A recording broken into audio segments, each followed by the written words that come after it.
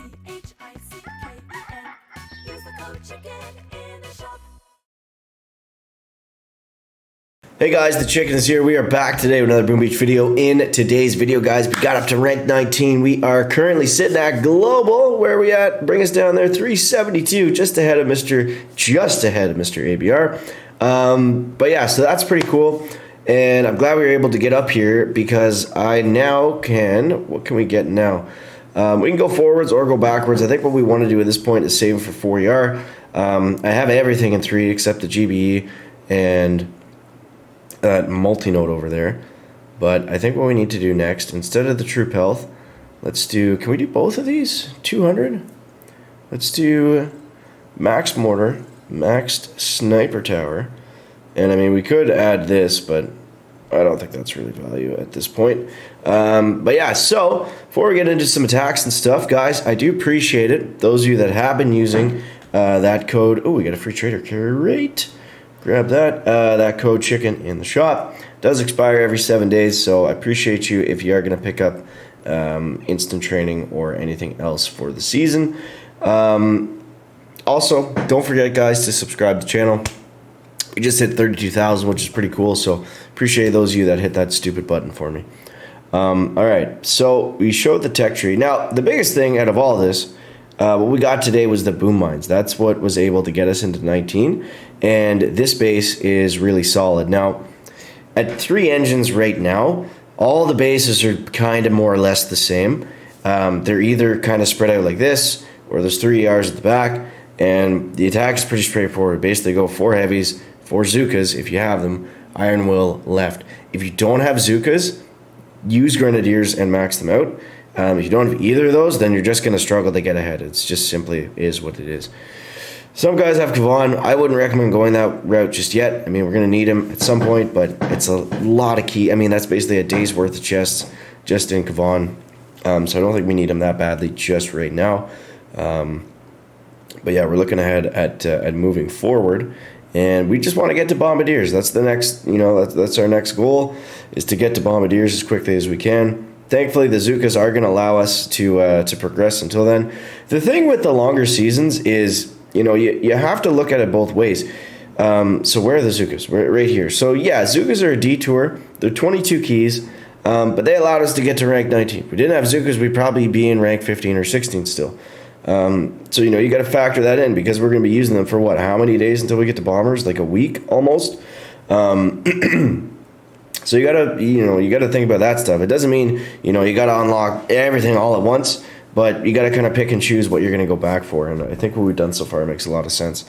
So yeah, there's the base, there's the tech. Let's show you the attack. This guy didn't have a laser.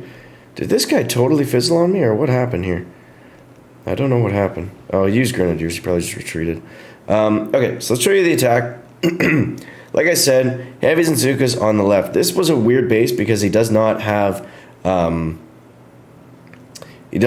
laser beam. He actually has the microwaver. What's even funnier was I was actually on call with OP when I made it to rank 19, and his boss fight was this exact same guy using the same base, except he moved the microwaver a little bit. But either way, so here's how we do it. So 4-4, heavies in front, Zookas right behind, and then Iron Will. Now, this attack doesn't really, there's not a whole lot that changes with it.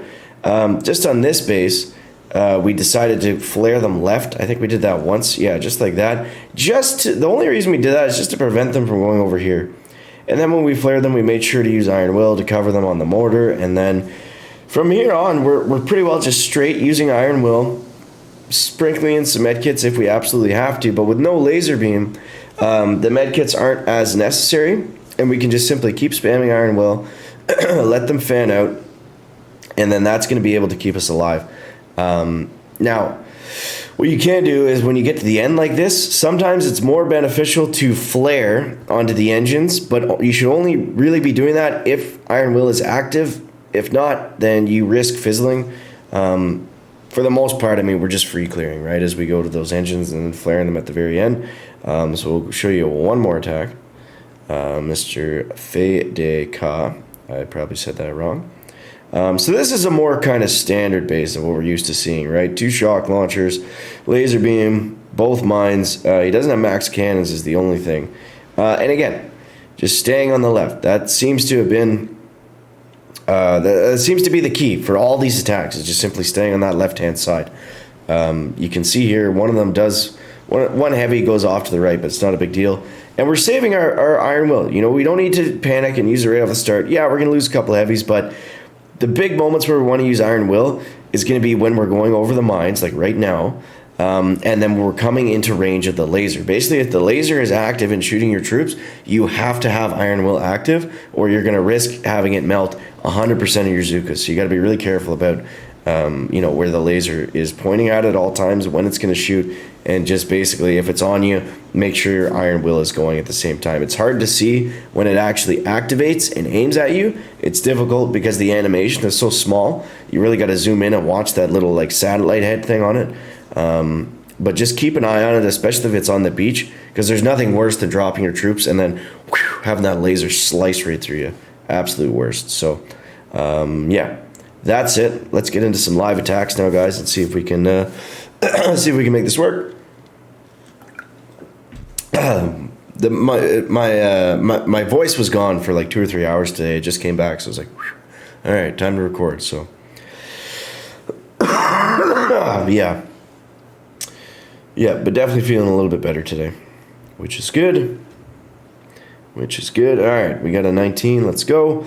This guy does not have green mines. Interesting. Okay. All right, so we're going to do the same thing. Stay on that left side. 1, 2, 3, 4. 1, 2, 3, 4. Brick right up the gut. And again, we can even just do this just to make a big display of it. As soon as that laser turns, iron will is up. Okay, so laser turns, iron will is up. It does take like 2 or 3 seconds, but you know, that's an easy way just to keep your eye on it, because we want it. Look at all the Zookas. It would have killed all those Zookas if we weren't paying attention. Okay, so now we'll medkit them because they will die on that 3rd hit. So yeah, 3 iron wills. And let's go. There we go. Alright, so the only important thing now is to make sure, 1, we don't get shock locked, and 2, we don't lose too many troops, especially Brick, going off to the right. That's actually going to be okay like that. I probably shouldn't have used that medkit, but I got scared. Because what we really need here is an iron will. Because if we can grab, that was weird. If we can grab an iron will, we can actually flare onto that last one probably. Just right after we take out that shock. And are we going to get there or not? I don't know. Okay, machine gun is active. Look at this. If we're around 250, that's solid. That's really solid. I don't know how this guy's ranked 19 without mines. I guess we're going to see what kind of craziness he's got in store for us. We're literally playing against God. So that's always a little nerve-wracking. So what do we get, 250 something? I don't see him getting through this. Excuse me, I don't see him getting through this in a really fast time. But let's see. He's got iron will, so I mean he's not going to be going any faster. But I really like this base. Shout out to, I think this is Cobra Bomber's base that I swiped it from. It's really strong. But yeah, look at that, guys. That's going to be an easy dub there. But he didn't. The big thing there was he didn't have regular mines, so it was, you know, pretty straightforward just to walk through. I don't know how he got up so high without having those, but I mean the hit was good. He got a decent time. Like, as long as you're clearing the base, then you know that's really all that matters at this point. As long as you're clearing, I don't know what he's gonna do. I guess he has to flare. Yeah, so as long as you're clearing, you know, and you're still going to fizzle. Like, this is not an attack strategy. Like, don't feel like if you fizzle once in a while that you're doing bad. Everyone's doing it, so there we go. We knocked him at a 19, and that gets us, I think it was a win streak, I feel like. No? Okay. Well, either way. Sweet, man, sweet. So, crushing it. Let's see. That puts us at 1916, which brings us to where? Oh, it brings us ahead of Mr. Optestroy. Shout out to OP.